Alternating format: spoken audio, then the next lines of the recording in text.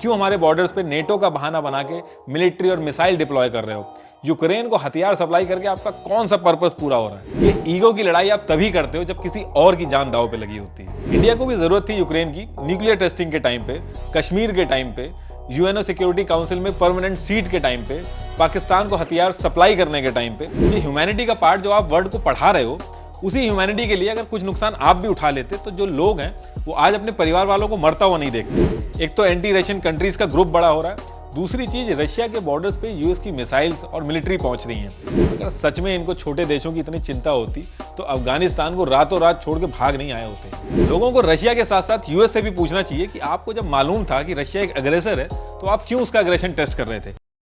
देखिए, वॉर का नाम सुन के न्यूज चैनल और लोगों में बहुत एक्साइटमेंट आ जाता है कि वॉर हो रही है, एक नया टॉपिक मिल जाता है टू डिस्कस, एक अलग लेवल का एड्रिनल रश होता है जो नॉर्मल वेब सीरीज नेटफ्लिक्स पे देखने पे या न्यूज देखने में नहीं आता है। लेकिन जो लोग वॉर की एक्चुअल सिचुएशन जानते हैं, जिनके अपने वॉर जोन में होते हैं, उनको वॉर के नाम से एक्साइटमेंट नहीं होती है, उनको बल्कि डर लगता है। इस चीज का वो लोग ज्यादा अच्छे से रिलेट कर पाएंगे जिनके अपने भाई या फिर फादर या फिर बेटे गलवान रीजन में थे जब वॉर जैसी सिचुएशन थी। देखिए, दुनिया की कोई भी कंट्री नहीं चाहती कि उसको कभी भी वॉर का मुंह देखना पड़े। इनफैक्ट रशिया जो इस समय अटैक कर रहा है, उसको भी बहुत अच्छे से पता है कि वॉर से एक कंट्री अपने आप को रिस्क पे डाल देती है, भले वो कितनी भी बड़ी सुपर पावर हो। तो फिर ऐसी क्या मजबूरी थी रशिया की कि उसको यूक्रेन के ऊपर अटैक करना पड़ा? देखिए, आपने सुना होगा कि रशिया ने कुछ शर्तें रखी हैं, अगर वो शर्तें मान ली गई होती तो वो अश्योर कर रहा था कि वॉर नहीं करेगा। अगर आप उन शर्तों को ध्यान से देखोगे तो वो शर्तों में नेटो और यूएस से डिमांड कर रहा है, यूक्रेन से नहीं। तो फिर ऐसा क्या रीजन हुआ कि यूक्रेन के ऊपर हमला हो रहा है? देखिए, इस पूरी सिचुएशन में यूक्रेन एक मोहरा बना है, और वो मोहरा क्यों बना है इसके लिए हमें थोड़ा सा पीछे जाना पड़ेगा। देखिए, एक टाइम था जब यूक्रेन रशिया का हिस्सा हुआ करता था। उस टाइम पे रशिया नहीं बल्कि यूएसएसआर हुआ करता था। 1991 में यूएसएसआर का डिवीजन हुआ, और जब डिवीजन हुआ तो कई सारे छोटे छोटे देश बने। उनमें से एक देश था यूक्रेन। यूक्रेन का सेपरेशन रशिया के लिए सबसे ज्यादा पेनफुल था, और सेपरेशन भले ही हो गया हो लेकिन चलता वो रशिया के हिसाब से ही था। पुतिन हमेशा से कहते आए कि यूक्रेन और रशिया अलग नहीं है, दोनों सेम कल्चर और हिस्ट्री शेयर करते हैं। इनफैक्ट 2021 में पुतिन ने एक नोट भी लिखा था जहां पे उन्होंने यूक्रेन और रशिया के रिलेशन के ऊपर काफी कुछ लिखा था कि कैसे वो दोनों एक सेम हिस्ट्री शेयर करते हैं। यूक्रेन और रशिया में ऐसे रिलेशन थे कि एनपीटी के तहत यूक्रेन 1996 में अपने सारे न्यूक्लियर बॉम्ब रशिया को देके आ गया था। आज अगर वो बॉम्ब होते तो सिनेरियो एकदम अलग होता। यूक्रेन की जो आबादी है उसमें करीब 30% लोग रशियन है, रशियन लैंग्वेज बोलते हैं, रशिया को सपोर्ट करते हैं। ईस्टर्न यूक्रेन वो पार्ट है जहां पे प्रो रशियन आबादी ज्यादा है। ईस्टर्न यूक्रेन वो पार्ट है जो रशिया के बॉर्डर से लगा हुआ है। जैसे जैसे आप ईस्टर्न यूक्रेन से वेस्टर्न यूक्रेन की तरफ जाएंगे, प्रो रशियन आबादी कम होती है, और वेस्टर्न यूक्रेन साइड में यूक्रेन के जो नेटिव पॉपुलेशन मिलती है वो मेजोरिटी में रहती है। 2014 से पहले यूक्रेन और रशिया के रिलेशन काफी अच्छे थे। वो इसलिए थे क्योंकि यूक्रेन के अंदर जो सरकार थी वो रशिया की एक कठपुतली सरकार थी, और रशिया के हिसाब से चलती थी, सारी पॉलिसी उसके हिसाब से होती थी। यूएस और यूरोप में इतना दम नहीं था कि वो यूक्रेन को बहका लें। फिर 2014 के बाद ऐसा क्या हुआ कि रशिया अपने हिसाब से यूक्रेन को चला नहीं पाई, और यूक्रेन यूरोप और यूएस के इन्फ्लुएंस में आ गया। यूक्रेन के अंदर भी दो ग्रुप्स हैं, एक जो रशियन बोलते हैं, ये लोग प्रो रशियन गवर्नमेंट को सपोर्ट करते हैं, और दूसरे जो नेटिव यूक्रेनियन है, इनका झुकाव यूरोपियन कंट्रीज की तरफ ज्यादा रहता है। ये लोग बीच बीच में आवाज भी उठाते रहते हैं कि गवर्नमेंट प्रो रशिया है, इससे जो रशियन पॉपुलेशन है उसको ज्यादा फायदा होता है। 2010 से 2014 तक यूक्रेन के जो प्रेसिडेंट थे वो मिस्टर विक्टर थे। इनको कहा जाता है कि ये प्रो रशिया थे। इनको यूरोपियन यूनियन की एक मीटिंग में बुलाया गया जहां इनको European free trade agreement offer हुआ, जिसको ये मना करके चले आए। इसके लिए यूक्रेन के अंदर इनके खिलाफ जम के प्रोटेस्ट हुए, और ये जो प्रोटेस्ट थे ये नवंबर 2013 में शुरू हुए और फरवरी 2014 तक चले। ये प्रोटेस्ट इस लेवल के हुए कि प्रेसिडेंट विक्टर को अपनी जान बचा के भागना पड़ा, और बाद में इन्होंने रशिया के अंदर जाके शरण ली। अब इस इंसिडेंट के बाद आने वाले जितने भी प्रेसिडेंट थे वो समझ गए थे कि अगर रशिया की जी हजूरी ज्यादा की तो खुद का पावर में रहना मुश्किल हो जाएगा। अब इंडिया में कोई सरकार आए और पाकिस्तान का महिमा मंडन करने लगे तो वो सरकार कितने दिन चल पाएगी? अब यहां से यूक्रेन के पास दो ऑप्शन थे। एक तो यह था कि रशिया की परछाई में जैसे चल रहा है वैसा चलता रहे, दूसरा यह था कि अपने आप को यूरोपियन कंट्री के साथ इंक्लाइन करे। यूक्रेन की पॉलिटिकल पार्टीज अच्छे से समझ पा रही थी कि उनके देश की मेजोरिटी क्या चाहती है, और 2014 के बाद धीरे धीरे रशिया की बजाय यूरोपियन कंट्रीज के साथ उनका झुकाव होने लगा। यह बात रशिया अच्छे से समझ पा रहा था, और उसको ये चीज बिल्कुल अच्छी नहीं लग रही थी। रशिया नेचुरल गैस का बहुत बड़ा सप्लायर है पूरे यूरोप में। 30% नेचुरल गैस अकेले रशिया देता है यूरोप को। देखिए, जब नेचुरल गैस सप्लाई की जाती है तो वो पाइपलाइंस के थ्रू की जाती है, और जिस कंट्री के थ्रू ये निकलती है उस कंट्री को उसका रेंट देना होता है। इन पाइपलाइंस की जो इंपॉर्टेंट रूट्स थे वो यूक्रेन से भी गुजरते थे। अब 2013 तक यूक्रेन रशिया के हिसाब से चलता था, लेकिन उसके बाद से पर ईयर $33 बिलियन यूक्रेन ने रशिया से मांगना शुरू कर दिया। 2014 तक यूक्रेन रशिया का सबसे बड़ा इकोनॉमिक पार्टनर था, लेकिन 2014 के बाद सिचुएशन एकदम चेंज हो गई थी। रशिया चाहता था कि यूक्रेन यूरेशियन इकोनॉमिक यूनियन इसको ज्वाइन करे, ये एक फ्री ट्रेड एग्रीमेंट है, लेकिन यूक्रेन ने उसके लिए भी मना कर दिया। डे बाय डे यूक्रेन का यूरोपियन कंट्रीज के साथ जुड़ना रशिया के ऊपर काफी भारी पड़ रहा था। लेकिन रियल प्रॉब्लम तब स्टार्ट हुई जब यूक्रेन ने सीरियस इंटरेस्ट दिखाया नेटो मेंबर बनने के लिए। देखिए, NATO North Atlantic Treaty Organization, इसको 1949 में जब सेकेंड वर्ल्ड वॉर हुई थी तो उसके बाद बनाया गया था। ये भी एक अलग टॉपिक है, लेकिन फिलहाल के लिए आप इतना समझ लीजिए कि कई देशों ने मिलकर एक ट्रीटी साइन की और उस ट्रीटी में यह था कि एक देश पे हमला होगा तो सब पे हमला माना जाएगा और सारे देश मिलकर उस पर अटैक करेंगे। और जो देश नेटो का मेंबर बनता है वहां पे कंबाइंड मिलिट्री ड्रिल्स होती हैं, मिसाइल्स इंप्लांट किए जाते हैं, सिक्योरिटी मेंटेन की जाती है। अभी आप इसकी वेबसाइट पे जाओगे तो maintaining peace and stability in the region, ये सारी चीजें लिखी हुई हैं। लेकिन ये सबको पता है कि यूएस और यूरोपियन देश ने इसको यूएसएसआर को काउंटर करने के लिए बनाया था, ताकि यूएसएसआर छोटी छोटी कंट्रीज पे कब्जा ना कर ले। ये भी स्टार्ट हुआ तो 11 कंट्रीज थी, लेकिन कंट्रीज ऐड कर करके आज की डेट में इसमें 30 मेंबर हैं। देखिए, जब तक वेस्ट यूरोप में नेटो अपने मेंबर्स बढ़ा रहा था तब तक रशिया चुप था, लेकिन रशिया को इस बात से दिक्कत होने लगी कि यूएस एक स्ट्रेटेजी के तहत धीरे धीरे ईस्टर्न यूरोपियन कंट्रीज को नेटो का मेंबर बना रहा है। एक तो एंटी रशियन कंट्रीज का ग्रुप बड़ा हो रहा है, दूसरी चीज रशिया के बॉर्डर्स पे यूएस की मिसाइल्स और मिलिट्री पहुंच रही हैं। एस्टोनिया हो गया, लातविया, पोलैंड के बॉर्डर के पास की कंट्रीज हैं। और यूक्रेन भी अगर मेंबर बन गया तो यूएस 1 से 2 मिनट में चाहेगा तो वहां से अटैक लॉन्च कर पाएगा रशिया के खिलाफ। आप नहीं देखोगे कि ये जाके नेपाल को नेटो का मेंबर बनाए। ये जो कंट्रीज रशिया के बॉर्डर के पास रहती हैं उनको अपना मेंबर बनाते हैं, भले ही वो कंट्री कितनी छोटी हो, भले ही वो कंट्री नेटो की गाइडलाइन फॉलो भी करती हो कि नहीं। अब यूक्रेन है, यूक्रेन तो एलिजिबल ही नहीं है नेटो के लिए।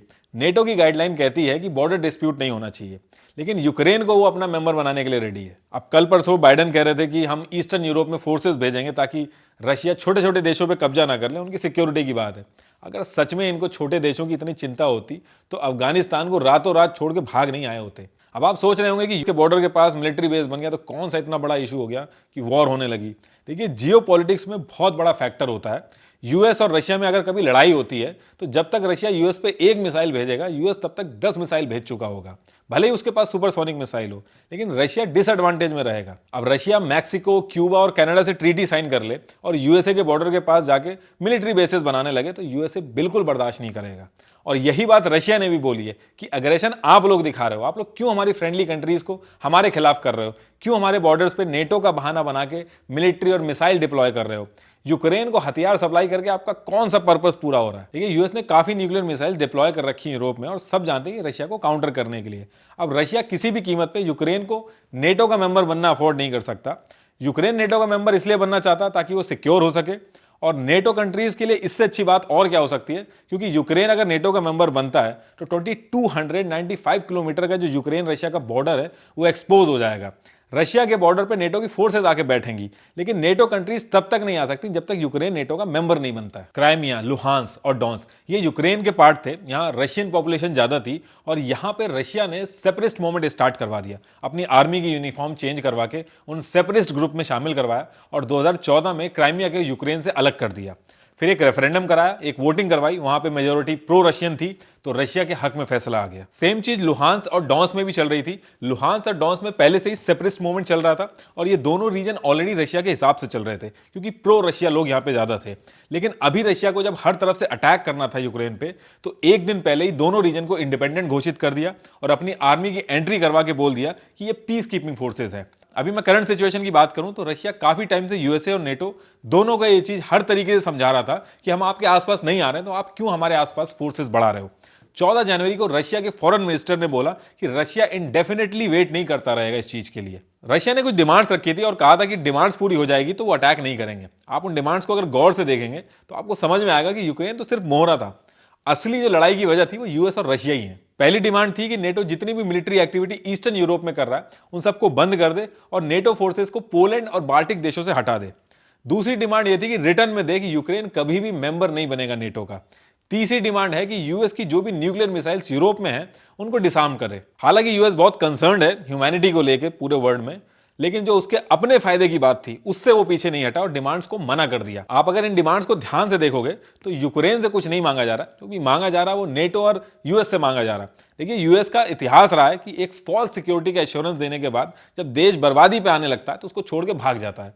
आज यूक्रेन में जो भी हो रहा है उसके लिए जितना जिम्मेदार रशिया है उतना ही जिम्मेदार यूएस भी है। इन दोनों कंट्रीज की जो दुश्मनी है उसके चक्कर में लाखों लोगों की जान गई है। आपने सुना होगा रशिया ने कहा है कि हम यूक्रेन पे कब्जा नहीं करेंगे, सिर्फ डीमिलिटराइजेशन कर रहे हैं। जब यूक्रेन पे कंट्रोल आ जाएगा तो वहां की गवर्नमेंट रशिया के हिसाब से चलेगी और फिर ये जो नेटो का डर है कि यूक्रेन नेटो में मिल जाएगा वो भी डर खत्म हो जाएगा। इस पूरी सिचुएशन में अगर आप ध्यान से देखोगे तो हर कोई कह रहा है कि यूएस को बीच में आना चाहिए मदद के लिए, बाइडेन बहुत बड़ी गलती कर रहे हैं, बाइडेन बहुत ही वीक प्रेसिडेंट है। देखिए वो वीक नहीं, वो बहुत ही तेज प्रेसिडेंट है। जब वो बिना एक गोली चलाए इतना नुकसान कर सकते हैं रशिया का, उसकी जो फ्रेंडली कंट्री है उसमें वॉर करवा सकते हैं, तो वो क्यों बीच में आएंगे। भले ही रशिया बहुत बड़ी सुपर पावर है लेकिन यूक्रेन के लोग इतनी आसानी से हार मानेंगे नहीं। उन्होंने कहा भी है कि हम पीछे नहीं हटेंगे, ना ही हम भागेंगे, और इसमें रशिया का भी बहुत बड़ा नुकसान होगा। दूसरी चीज, यूएस पूरे वर्ल्ड की कंट्रीज को लेकर सैंक्शन लगवा रहा है। यूक्रेन के फॉरेन मिनिस्टर लगातार ट्वीट कर रहे हैं कि स्विफ्ट बैन लगाइए, आप कम से कम इतना तो करिए। लेकिन स्विफ्ट बैन में इन लोगों ने चुप्पी साध रखी है। जितना अवॉइड हो सकेगा उतना अवॉइड करेंगे, क्योंकि 30% यूरोप की नेचुरल गैसेस रशिया से आती हैं और स्विफ्ट बैन अगर लग जाएगा तो इसको बहुत बड़ा झटका लगेगा। लोगों को रशिया के साथ साथ यूएस से भी पूछना चाहिए कि आपको जब मालूम था कि रशिया एक अग्रेसर है तो आप क्यों उसका अग्रेशन टेस्ट कर रहे थे। ये ह्यूमैनिटी का पार्ट जो आप वर्ल्ड को पढ़ा रहे हो, उसी ह्यूमैनिटी के लिए अगर कुछ नुकसान आप भी उठा लेते तो जो लोग हैं वो आज अपने परिवार वालों को मरता हुआ नहीं देखते। अगर आपके परिवार से कोई होता तो आप ईगो को अपना साइड में रखते और सिर्फ बातचीत से इसका हल निकालते, तब आपका ईगो सामने नहीं आता। ये ईगो की लड़ाई आप तभी करते हो जब किसी और की जान दांव पे लगी होती है। यूएस इंडिया के ऊपर कॉन्टिन्यूसली प्रेशर बना रहा है कि रशिया के खिलाफ बयान दो, लेकिन इंडिया बहुत बड़ी कंट्री है, वो यूएस के हिसाब से चल के अपना नुकसान कराने वाला देश नहीं है। आप देख लेना, इंडिया रशिया के खिलाफ नहीं जाएगा।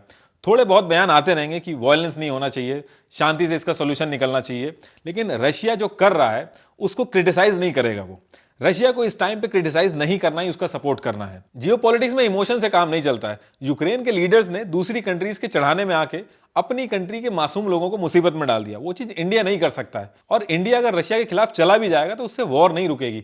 सिर्फ एक ही चीज होगी, रशिया, चाइना और पाकिस्तान करीब आएंगे। इंडिया को भी जरूरत थी यूक्रेन की न्यूक्लियर टेस्टिंग के टाइम पे, कश्मीर के टाइम पे, यूएनओ सिक्योरिटी काउंसिल में परमानेंट सीट के टाइम पे, पाकिस्तान को हथियार सप्लाई करने के टाइम पे। उन हथियारों का यूज करके इंडिया में ना जाने कितने लोगों को अपनी जान गंवानी पड़ी। इन सब मौकों पे यूक्रेन इंडिया के अपोजिट खड़ा था, और इसमें उसकी कोई गलती नहीं है, आपकी भी कोई मजबूरियां नहीं होगी, लेकिन इस पर्टिकुलर टाइम पे इंडिया की भी मजबूरी है। कंट्रियों को अपनी लड़ाई खुद लड़नी है। जो ताकतवर होगा वो कमजोरों को चुप कराएगा। अभी यूक्रेन के साथ हुआ है, अभी फिर आगे ताइवान भी होगा। कोई बचाने नहीं आएगा, सब तमाशा देखेंगे। ये वॉर खत्म होगा और लीडर फिर से हाथ मिला लेंगे, लेकिन जिनके परिवार के लोग चले गए वो वापस नहीं आएंगे।